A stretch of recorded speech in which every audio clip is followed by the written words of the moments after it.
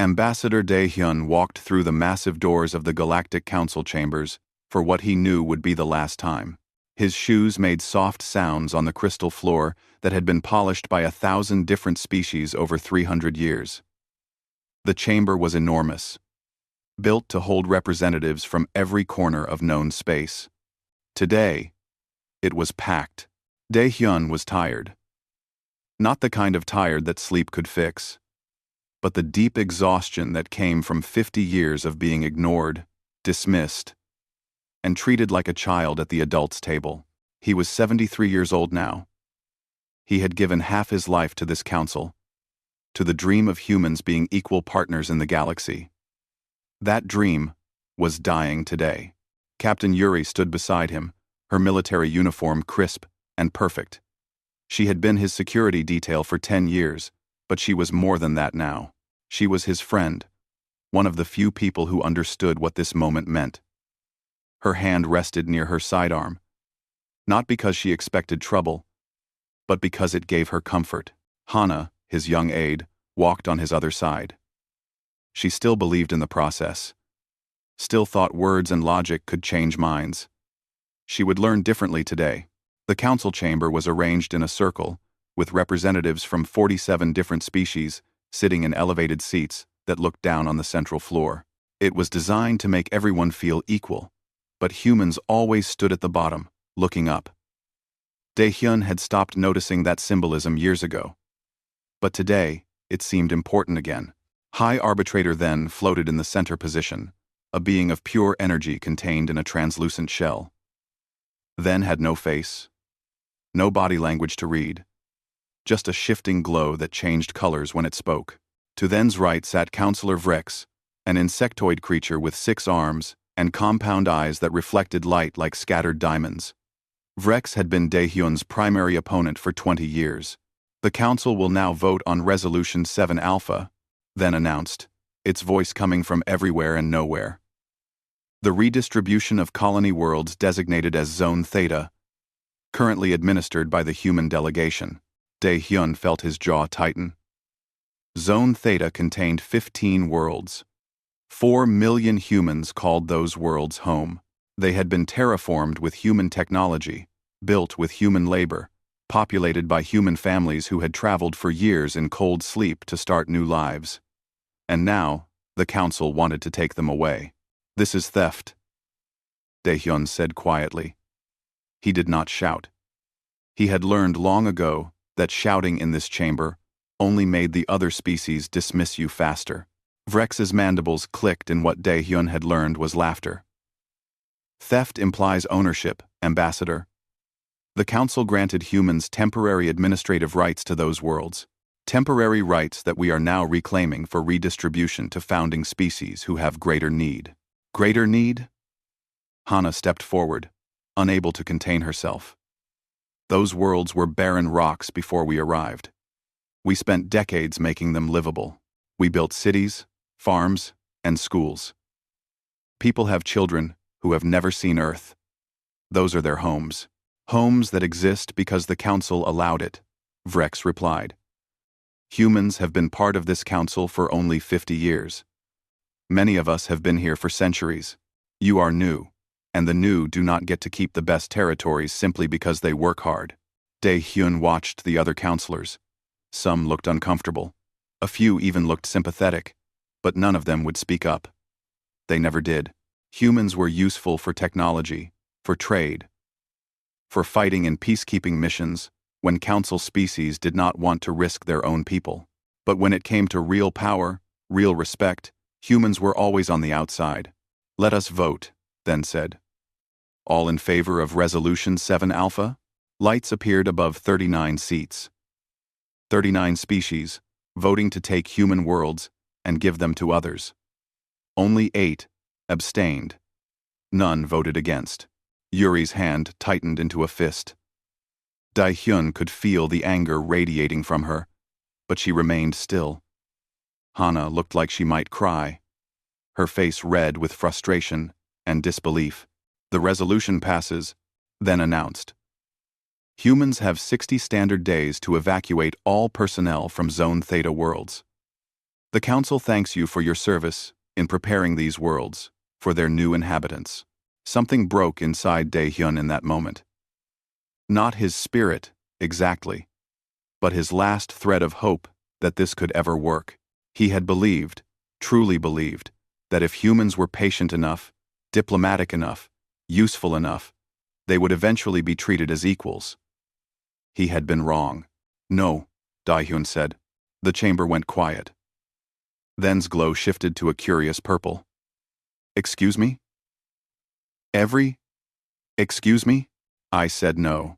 Dae-hyun's voice was calm, almost gentle. We will not evacuate. We will not hand over worlds we built to species who want them simply because they are older than us. Vrex leaned forward. You do not have a choice, Ambassador. The Council has voted. You are bound by Council law to comply. We are bound by Council law only if we remain in the Council, Dae-hyun said. He reached into his jacket and pulled out a small data chip. He placed it on the floor in front of him. This contains humanity's formal withdrawal from the Galactic Council. Effective immediately. We are done. The chamber erupted. Voices in 100 different languages filled the air, translated automatically by the Council's systems. Shock, anger, amusement, and contempt all mixed together in a wave of sound. You cannot simply leave, Then said, its glow turning red. There are treaties, trade agreements, and mutual defense pacts. Withdrawing from the Council breaks all of them. Yes, Dae-hyun agreed. Your economy will collapse, Vrex said, clicking its mandibles rapidly. You need Council trade routes, Council resources, and Council protection. Without us, humanity will struggle to survive. Dae-hyun smiled. And it was not a kind smile. Perhaps you need us more than you realize. I suppose we will all find out together. And a grain. We find. We need reliven. We grain one. He turned to leave. Yuri and Hana followed immediately, understanding that there was nothing left to say. Behind them, the Council erupted into arguments, some demanding that humans be forced to stay, others insisting that letting them leave was good riddance. As they walked through the doors, Hana finally spoke. Now we go home, Dae-hyun said. We recall every human from Council space, every ambassador, every trade representative, every student and tourist. We bring everyone home. And then? Yuri asked. Then we close the door, Dae-hyun replied. We offered them partnership. We offered them our knowledge, our resources, and our friendship. They chose to treat us like servants. So now, they get nothing. They walked through the station's corridors, past aliens who stared at them with confusion or contempt. Word was already spreading. Humans were leaving. Most of the galaxy thought it was a tantrum, a bluff that would end when humans realized they could not survive alone. They were wrong. As Dae-hyun boarded the shuttle that would take them to the human transport ship, he sent a single encrypted message to Earth. 3 words that would change everything. Bring them home. Within hours, every human in Council space received the same instruction. Diplomats packed their belongings. Traders closed their shops. Students left their schools. Families gathered their children. And slowly, quietly, humanity began to vanish from the galaxy. The Council did not understand what they had done. They thought humans were weak, dependent, and easily controlled. They had mistaken patience for cowardice, diplomacy for weakness, and peace for inability to wage war. They would learn the truth soon enough. Humanity had always preferred peace. They had chosen the negotiating table because it was the civilized path, the moral path, the path that caused the least suffering, but they had never needed it. The galaxy was about to learn what happened when you forced humans to abandon the negotiating table. 6 months had passed since Ambassador Dae-hyun walked out of the Galactic Council chambers, and the galaxy was beginning to understand that something was very wrong. Merchant Klin checked his datapad for the 15th time that morning, hoping the numbers would change. They did not. His trade company had lost 40% of its revenue in the last 6 months. 40%. His primary shipping routes had all relied on human intermediaries, human banking systems, and human insurance protocols. Now, those systems were simply gone. He was not alone. Across the galaxy, businesses were failing. Markets were crashing. The Council had not realized how deeply integrated humans had become in galactic commerce. They were everywhere, touching every transaction, facilitating every deal. They were the glue that held the economy together. And now, that glue was gone. Clint tried to send a message to his human contacts, offering better terms, higher payments, anything to bring them back. The message bounced back with a simple automated response. This communication address is no longer in service. Every human contact returned the same message. Every human business was closed. Every human station was dark. Captain Yuri stood on the bridge of the stealth vessel Silent Dawn, watching the long-range sensors. Her ship was positioned at the edge of what used to be neutral space, just beyond the border of human territory. That border had always been vague before, more of a suggestion than a real boundary. Not anymore. 3 days ago, humanity had erected a barrier, not a physical wall, but something far more effective, a network of satellites, defense platforms, and sensor arrays that created an impenetrable border around all human space. The official message broadcast on all frequencies was simple. This space is closed. Do not enter. Several species had not taken the warning seriously. Captain, we have another contact, her sensor officer reported. Looks like a Vraxian scout ship. Same class as the last 3. Are they going to cross the border? Yuri asked. Yes, ma'am. They just accelerated. They are ignoring the warning. Yuri watched the screen. The Vraxian ship was small, fast, and equipped with stealth technology that its crew probably thought made them invisible. They were wrong. Human sensors could track a ship like that from 3-star systems away. Do not engage, Yuri ordered. Let the grid handle it. The Vraxian ship crossed the border. For exactly 4 seconds, nothing happened. Then the ship simply disappeared from sensors. No explosion. No debris. No distress signal. One moment it existed. The next moment, it did not. Grid reports successful intercept, the tactical officer said calmly. Target? Neutralized. That made 12 ships in the last week. 12 different species had sent scouts, spies, or diplomats into human space, trying to understand what was happening behind the border. None of them had come back. None of them had even sent a final message. The galaxy was learning that humans meant what they said. Admiral Tae-min sat in his office, aboard the dreadnought Eternal Vigil, reviewing reports from across human space. The evacuation had been completed ahead of schedule. Every human, all 400 million who had been living in Council space, had been brought home. Not one had been left behind. The logistics of moving that many people should have been impossible. It should have taken years, and left clear traces that Council species could track. Instead, it had taken 6 weeks, and the Council still had no idea how humans had done it. That was because they did not know about the Jumpgate network. Humans had been building it in secret for 30 years, linking all human colonies with near-instantaneous transport. The Council thought humans used the same slow FTL drives everyone else did. They were wrong. Tae-min looked at the second report on his desk. Intelligence Officer Ji-woo had been thorough, as always.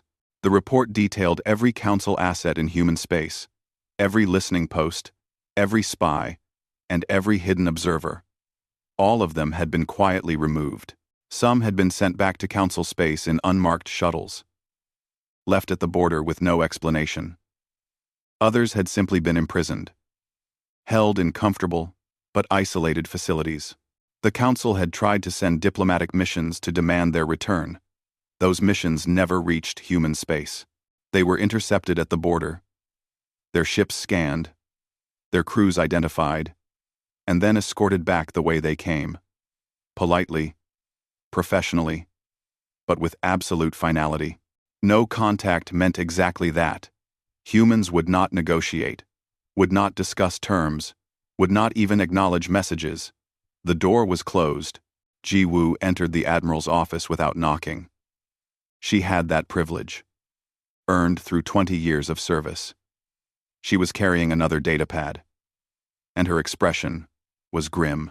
"The Council is getting desperate," she said, placing the pad on his desk. "They sent 3 ambassadors to the border yesterday. When our ships turned them away, one of the ambassadors broadcast a message on all frequencies, begging for talks." "Begging," Taemin repeated. "Interesting choice of words. They are starting to understand," Ji Woo said. "Their economies are collapsing. Trade routes that relied on human insurance are failing. Banking systems that used human encryption are being hacked. Medical facilities that depended on human pharmaceuticals are running out of supplies. They took everything we gave them for granted." "Dom." Taemin nodded slowly. "How long until they try force?" "Intelligence suggests 3 months, maybe less. The Vraxian Dominion is already making aggressive statements. They think our withdrawal is a sign of weakness. Let them think that," Taemin said. "When they come, they will learn differently." Back at the Galactic Council, High Arbitrator then was facing a crisis unlike anything in its 300-year tenure. The council chamber was in chaos. Representatives were shouting at each other, blaming each other, demanding solutions that no one could provide. "Order!" Then's voice boomed through the chamber. "We must have order!" The shouting dimmed, but did not stop. Councillor Vrex stood, its 6 arms gesturing wildly. "This is unacceptable. Humans cannot simply cut themselves off from the galaxy. We have rights. We have agreements. Agreements they withdrew from," another councillor pointed out. "Legally. You were there. Vrex. You voted to take their worlds. This is the consequence. We should have forced them to stay," Vrex insisted. "We should have made withdrawal illegal." "How?" Then asked. "They left. They took their people, their technology, and their resources, and they left. We have no mechanism to force them back." A small councillor from an aquatic species spoke up, its voice translated through speakers. "Perhaps we should consider apologizing, offering to return the colony worlds, negotiating new terms." Vrex's mandibles clicked angrily. "Apologize? To humans? They should apologize to us for this disruption." "Disruption?" The aquatic councillor's translator made its laugh sound like bubbles popping. "My species' economy has contracted by 30%. Our medical system is failing because we cannot get human-designed antiviral medications. This is not a disruption. This is a catastrophe." Other councillors voiced their agreement. The list of problems was growing every day. Humans had been involved in everything, and no one had noticed until they were gone. Then tried to restore calm, but it was becoming clear that the council had made a terrible mistake. They had assumed humans needed the council more than the council needed humans. They had been wrong. In orbit around Earth, construction was accelerating. Massive shipyards that had been building trade vessels were now producing warships. Defense platforms were being positioned at every strategic point. Supply depots were being stocked. Training facilities were running at full capacity. Humanity was preparing for war. Not because they wanted it, but because they knew it was coming. The galaxy would not accept being shut out forever. Eventually, someone would try to force their way in. When that happened, the galaxy would learn that humans had spent 50 years sharing only a fraction of their true capabilities. The technology they had given the Council was real, functional, and useful, but it was also decades behind what humans actually possessed. The Council thought human ships were fast. They had never seen a ship with a quantum drive that could cross the galaxy in hours. The Council thought human weapons were effective. They had never faced plasma cannons that could burn through any known shield. The Council thought human AI was helpful. They had never seen a true military AI that could run an entire fleet without a single biological crew member. Humans had kept their best technology secret, not because they were planning to attack, but because they understood that showing too much strength would make them a target. They had chosen to appear average, harmless, and dependent. That charade was over. The silence from human space was not emptiness. It was preparation. The galaxy had forced humanity's hand, and now they would face the consequences of that choice. 6 months had passed since humans left the negotiating table. The real lesson was about to begin. General Crix was confident. The commander of the Vraxian Dominion's Third Fleet had every reason to be. His forces consisted of 200 warships, including 15 heavy cruisers and 3 dreadnoughts. He had fought in 12 campaigns and won them all. The Council had been weak, afraid to act. But Crix was not bound by their hesitation. The human colonies in Zone Theta were empty now, or so the long-range scans suggested. No life signs, no power signatures, no ships in orbit. The humans had abandoned them, just as they had abandoned everything else. Crix intended to claim those worlds for the Vraxian Dominion. Council approval or not. All ships, prepare for system entry, Crix ordered. Maintain battle formation. If humans left defense systems, I want them destroyed immediately. His fleet dropped out of FTL at the edge of the Theta 7 system. The planet hung in space ahead of them. A beautiful blue and green world that humans had spent 20 years terraforming. Cities were visible from orbit, roads and farmland spreading across continents. But there were no lights. No transmissions. Nothing. Scan the planet, Crix ordered. I want to know what we are dealing with. The sensor officer worked for several minutes, his expression growing more confused. General, I am not reading any life forms. No humans, no animals. Not even insects. The cities are intact, but empty. It is like everyone just vanished. Impossible, Crix said. 4 million humans lived here. They cannot evacuate that many people without us noticing. Nevertheless, sir, they are gone. Crix felt a flicker of unease, but he pushed it aside.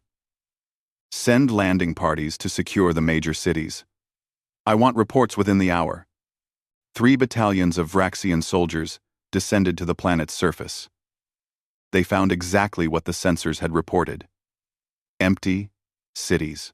Houses with furniture, clothes in closets, food in refrigerators, but no people. Schools with books still on desks. Hospitals with equipment still running, but not a single living soul. One battalion commander sent a message that made Crix's unease grow stronger. General, this is not right. It looks like everyone left in the middle of normal activities. There was no panic, no chaos. They just stopped what they were doing and left. How do you evacuate 4 million people this cleanly? Crix did not have an answer. Then, the lights came on. All across the planet, in every city, every building, every street. Lights activated simultaneously. Power grids that had seemed dead roared to life.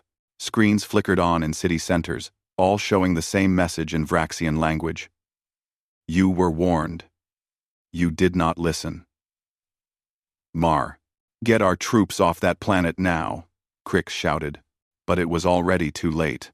From underground facilities that sensors had never detected, automated defense systems activated. They were not crude weapons. They did not fire wildly or cause unnecessary destruction. They were precise, efficient, and absolutely lethal. Crix watched in horror as his battalions were eliminated. Not by soldiers, not by pilots, but by machines. Automated turrets that tracked every target with perfect accuracy. Drones that moved faster than any biological being could react. Defense grids that left no cover, no escape, no possibility of survival. Within 8 minutes, 3,000 Vraxian soldiers were dead. Not one human had been present to fight them. Retreat, Crix ordered. All ships, withdraw from the system. That was when the real nightmare began. The space around his fleet lit up with energy signatures. Weapons, platforms that had been floating dark and silent, suddenly activated. They had been there the entire time, invisible to Vraxian sensors. Waiting. The platforms were not large. Each was about the size of a fighter craft. But there were thousands of them. and they moved with coordinated precision that no biological crew could match. Krix's flagship shook as weapons fire tore through its shields.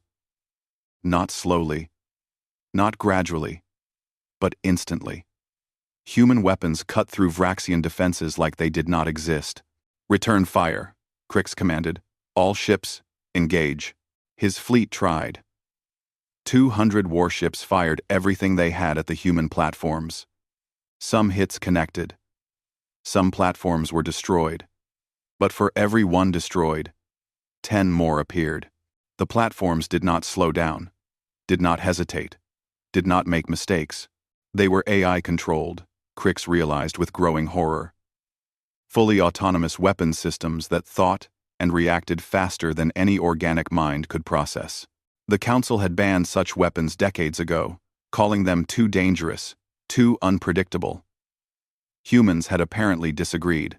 Krix's fleet lasted 19 minutes. Of his 200 ships, only 14 escaped. His dreadnoughts were gone. His heavy cruisers were gone. 86% of his forces had been destroyed, and not one human had lifted a finger. Just machines. Cold, efficient machines that killed without hesitation or mercy. The survivors limped back to Vraxian space, carrying news that shook the Dominion to its core. Humans had not been weak. They had been patient. There was a difference. And the Vraxians had learned it at a terrible cost. Admiral Taemin received the battle report with satisfaction. The automated defense grid had performed exactly as designed. No human casualties. Minimal resource expenditure. Maximum psychological impact. "They will spread the word now," Jiwoo said, standing beside him. "Every species in the galaxy will hear what happened to the Vraxians." "Good," Taemin replied. "Perhaps it will discourage others from making the same mistake." But he knew better. The galaxy would not learn from one defeat. There would be others who thought they could succeed where the Vraxians had failed. They would come with bigger fleets, better tactics, and more confidence. They would all learn the same lesson. Commander Sora led her special operations team through the abandoned Vraxian listening post that had been hidden in the asteroid field near human space. The facility was small, designed for maybe 20 occupants, but it had been spying on human communications for years. The Vraxians inside had not expected visitors. They definitely had not expected humans to arrive, given that the post was deep inside Vraxian territory, hundreds of light years from the human border. But humans had quantum drives now. Distance meant nothing. The Vraxians were given one chance to surrender. Most took it.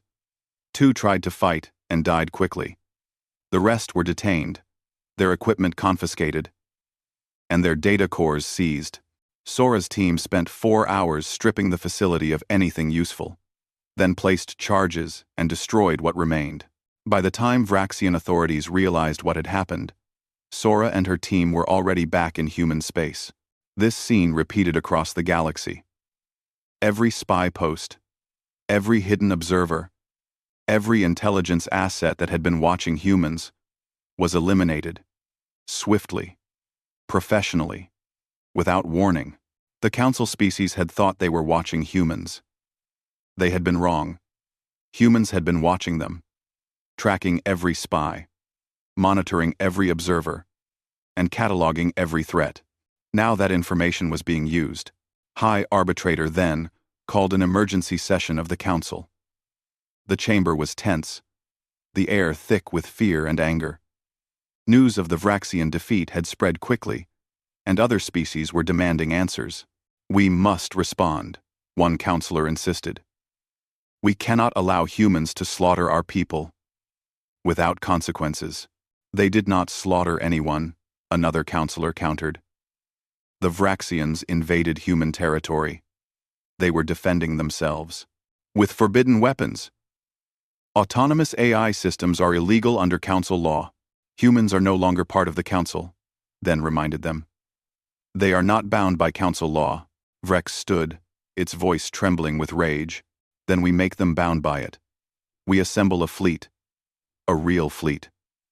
We force them to negotiate. With what? The aquatic counselor's voice dripped with sarcasm. The Vraxians had 200 ships. Humans destroyed them in minutes.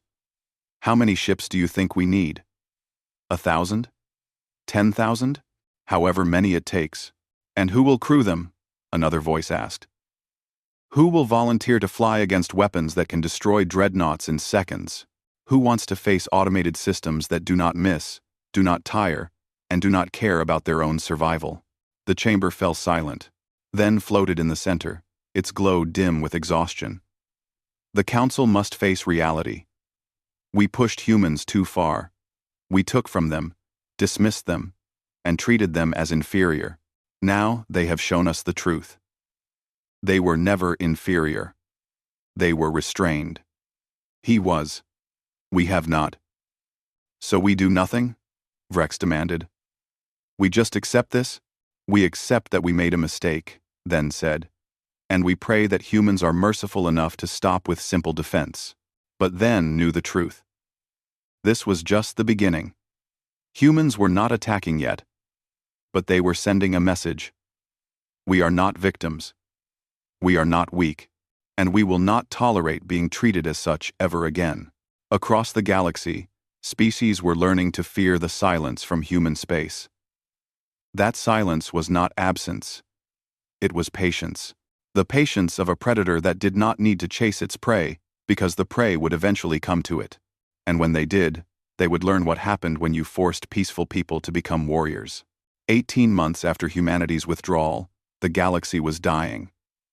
Not physically, but economically and socially.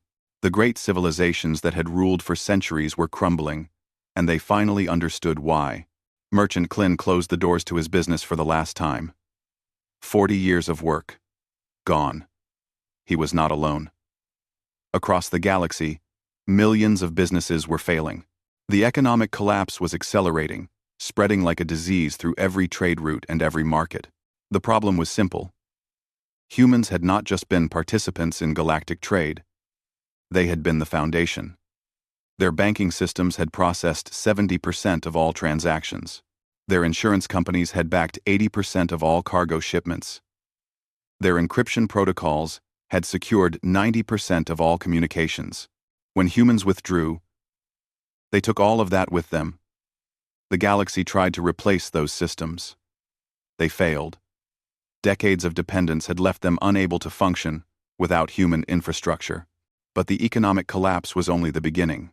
Dr. Unji stood in the command center of Research Station Meridian, watching as the galaxy finally saw what humanity had been hiding. The station was massive, larger than most cities, and it was just one of 20 like it scattered through human space. Each station represented technology the Council had never imagined. Begin the demonstration, Unji ordered. In orbit around the station, a small human frigate activated its experimental drive. Space itself seemed to bend around the ship. Then, in an instant, the ship vanished. It did not accelerate. It did not move through normal space. It simply ceased to exist in one location and appeared in another, 5 light-years away. The demonstration was broadcast on all galactic frequencies. Every species with sensors powerful enough saw it. Faster than light travel that made their own FTL drives look like primitive rockets. Second demonstration, Yunji said calmly. A target drone was released, equipped with the best shields the Council species used. Shields that could withstand sustained fire from a dozen warships. The human frigate fired once. A single beam of coherent plasma that existed at temperatures that should have been impossible to contain. The target's shields did not slow the beam down. They did not even register it. The drone simply melted, vaporized in less than a second. The message was clear. Everything humans had shared with the galaxy was obsolete technology. The real tools, the real weapons, the real capabilities had been kept secret. And now, humans wanted everyone to know exactly what they had been hiding. Admiral Taemin watched the demonstration from the bridge of eternal vigil. His fleet had grown. What had been 200 ships 18 months ago was now 800, and more were being built every day. But these were not the cargo haulers and light cruisers the galaxy had seen before. These were warships. True warships, built with technology that made Council vessels look like children's toys. Status of the reclamation fleets? Taemin asked. All fleets report ready. His tactical officer responded. Targets have been identified. We can begin operations on your order. Taemin looked at the tactical display. It showed every human colony that had been seized by Council species, every station that had been confiscated, and every resource depot that had been claimed. 73 locations in total. 73 thefts that the Council had legalized with their votes. Begin reclamation operations. Taemin ordered. Rules of engagement are simple. Give them one chance to evacuate. If they refuse, remove them. The human fleets moved out, appearing at their targets with a precision that shocked the defending forces. They had expected warnings, negotiations, or at least some diplomatic posturing. Instead, human ships simply arrived, broadcast a single message, and waited. The message was always the same. You have 2 hours to evacuate this facility. After that time, anyone remaining will be removed by force. This is your only warning. Some evacuated. They had heard what happened to the Vraxians and wanted no part of fighting humans. Others refused, thinking their defenses would be enough, or that humans were bluffing. They were wrong. Captain Yuri led the assault on Station Kepler 9, a human-built facility that had been seized by a coalition of 6 Council species. The station's commander had refused to evacuate, claiming that Council law gave them the right to hold it. Deploy the breaching teams, Yuri ordered. Human soldiers appeared inside the station, using transporter technology that the Council had believed was impossible. They materialized in corridors, control rooms, and defensive positions simultaneously. The defending forces had no time to react, no time to coordinate, and no time to mount effective resistance. The battle lasted 7 minutes. The defenders surrendered when they realized that human soldiers had taken every critical system without firing a shot. Yuri's teams had used stun weapons, non-lethal tactics designed to minimize casualties while maximizing speed. Station secure, Yuri reported. No human casualties. Minimal damage to infrastructure. Defending forces are being held for processing. Across the galaxy, 73 similar operations concluded within a 6-hour window. Every human asset that had been stolen was reclaimed. The defending forces were given the same choice: evacuate or be removed. Most chose evacuation. Those who fought were defeated so quickly and completely that resistance seemed pointless. The galaxy watched in stunned disbelief as humans demonstrated military coordination and technological superiority that shattered every assumption about their capabilities. Hana stood in the command center on Earth, coordinating the flow of information to the public. She had changed over the past 18 months. The idealistic young aide, who had believed in diplomacy, was gone, replaced by a hardened strategist who understood that sometimes peace required the threat of overwhelming force. Public response? She asked her assistant. Mixed. Some species are terrified. Others are trying to organize a coalition to resist. Most are just confused. They cannot understand how we hid this much capability for so long. We did not hide it, Hana said. We just did not advertise it. There is a difference. We shared what we thought would help build trust and cooperation. We kept the rest in reserve because we knew, deep down, that the galaxy was not ready to see us as equals. Her assistant looked at her curiously.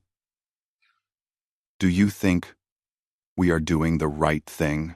Hana considered the question. 18 months ago, she would have said no. She would have argued for more diplomacy, more patience, more attempts to find peaceful solutions. But she had learned the hard way that diplomacy only worked when both sides wanted it. The Council had not wanted partnership. They had wanted subordination. I think we are doing what is necessary, Hana finally answered. The galaxy forced our hand. Now they have to live with the consequences. High Arbitrator then called another emergency session.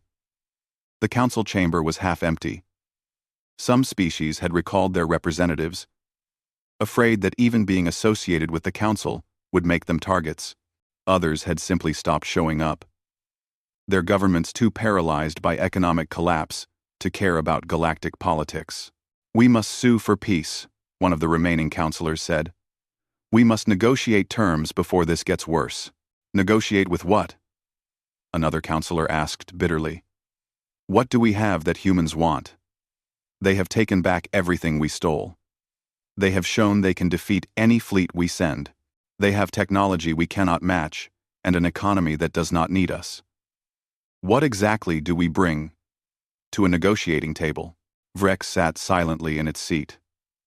The proud counselor had not spoken in weeks, not since its species' fleet had been destroyed. The Vraxian dominion was falling apart, its economy shattered, its military broken, its pride destroyed. Vrex had nothing left to say. Then's glow had dimmed to a pale flicker. "We brought this upon ourselves. We had a species that wanted to be our partners, who offered us advanced technology and willing cooperation. We responded by treating them as servants, taking their worlds, and dismissing their contributions. Now, we pay the price. So what do?" a small voice asked. "We survive," then said quietly. "We accept that the galaxy has changed. Humans are not the newcomers anymore. They are the dominant power, and we either adapt to that reality or we perish." Messages began arriving at human communication stations. Pleas for talks, offers of reparations, promises of better treatment. Every species that had voted to take human colonies was now begging for mercy, for forgiveness, for a chance to make things right. The messages went unanswered. Humanity had abandoned the negotiating table, and they showed no interest in returning to it.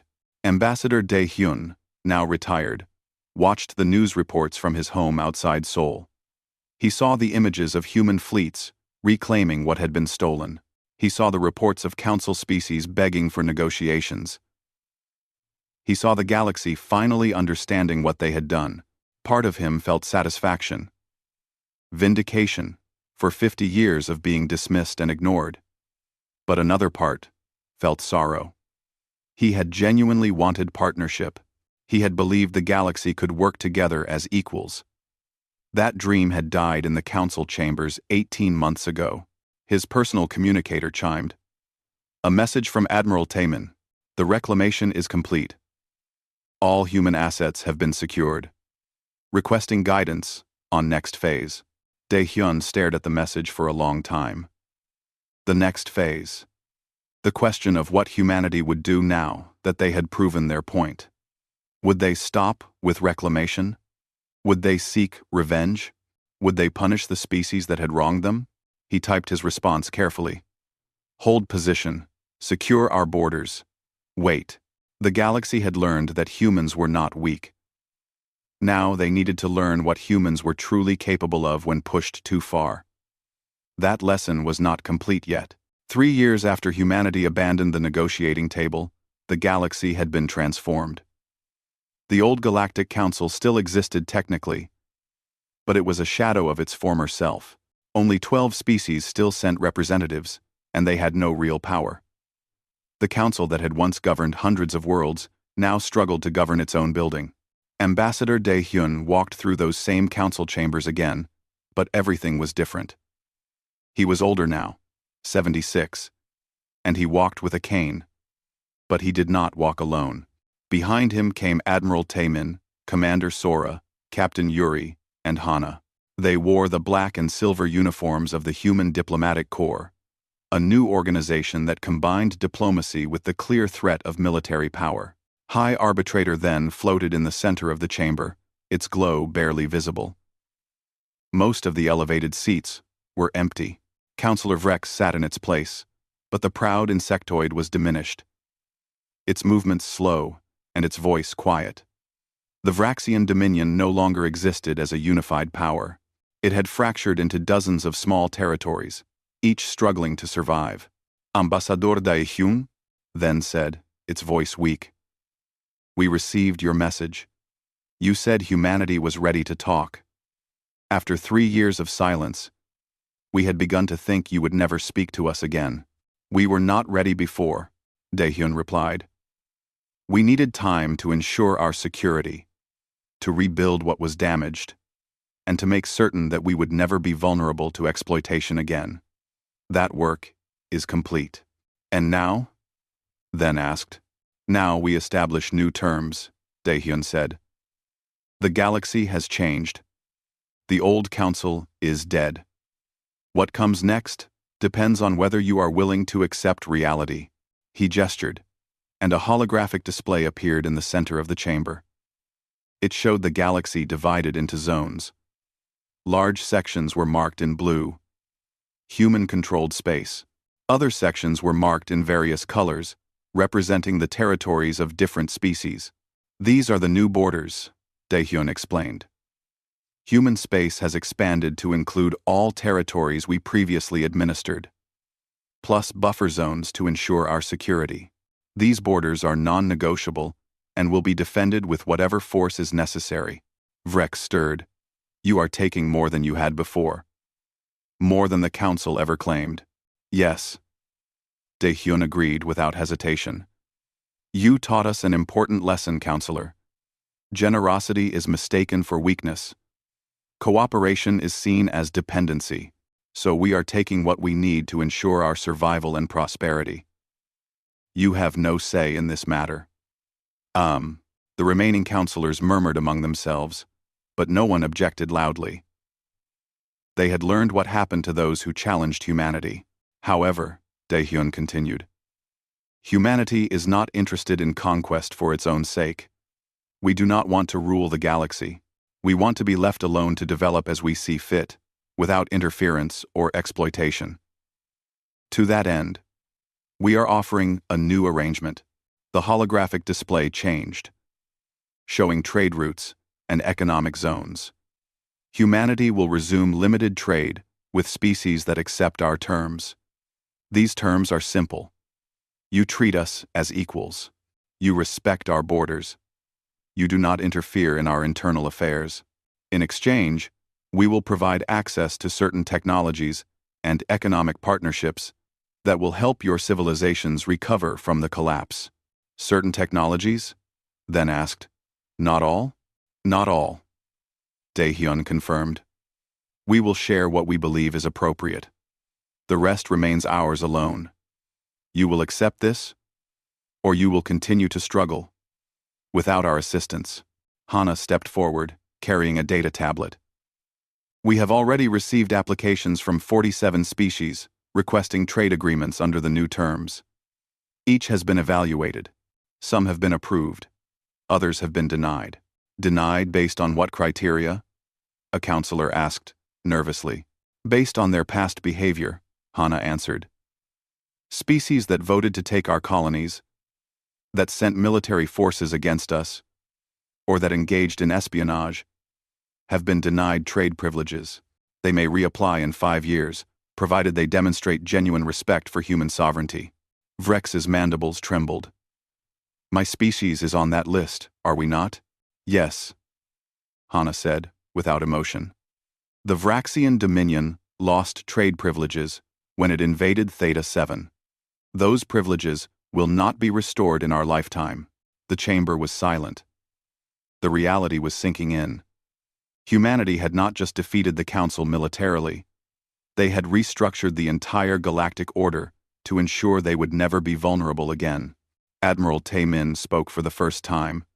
There is one more matter to address. The Council attempted to redistribute human colony worlds to other species. Those species must now evacuate any presence on those worlds within 90 days. Failure to comply will be treated as an act of war. Some of those species have already settled families there. A counselor protested weakly. They have 90 days, Taemin repeated. We are providing transportation assistance to those who cooperate. Those who do not will be removed by force. There will be no extensions and no exceptions. Then's glow flickered with what might have been despair. You have become what you despised. Conquerors who dictate terms and threaten force. Dae-hyun's expression hardened. No, arbitrator. We offered partnership and were treated as servants. We offered cooperation and were exploited. We offered peace and were given contempt. What we have become is what you forced us to be. We are no longer asking for equality. We are enforcing it. He paused, letting his words sink in. You mistook our preference for peace as inability to wage war. That was your mistake, not ours. We always had the power to do what we are doing now. We chose not to use it because we believed in the possibility of a better way. You proved that belief was naive, Hana added more gently. But we have not abandoned all hope for cooperation. The species that treat us with genuine respect will find us generous partners. We have technologies that can solve energy crises, cure diseases, and improve quality of life across the galaxy. We are willing to share those technologies with those who earn that privilege. And those who do not? Vrex asked bitterly. Will survive or fail on their own merits, Hana replied. We will not help them. But we will not attack them either. Unless they threaten us. Humanity is not interested in being the galaxy's savior or its conqueror. We simply want to be left alone. Over the following months, the new order took shape. Species that accepted humanity's terms began receiving trade agreements. Advanced medical technology helped some civilizations recover from the economic collapse. Energy systems improved infrastructure. Agricultural techniques increased food production. But these benefits came with clear strings attached. Human trade inspectors monitored all agreements to ensure compliance. Any violation, any attempt to reverse engineer restricted technology, or any act of aggression resulted in immediate termination of the agreement. No warnings. No second chances. Some species thrived under the new system. They had never benefited from the old council's favoritism anyway, so humanity's meritocratic approach gave them opportunities they had never had before. These species became humanity's natural allies, not out of fear, but out of mutual benefit. Other species struggled. The ones who had held power in the old council found themselves diminished. Their economies remained broken. Their influence was gone. They sent message after message to human authorities, begging for reconsideration, offering anything for access to human trade. Most of those messages went unanswered.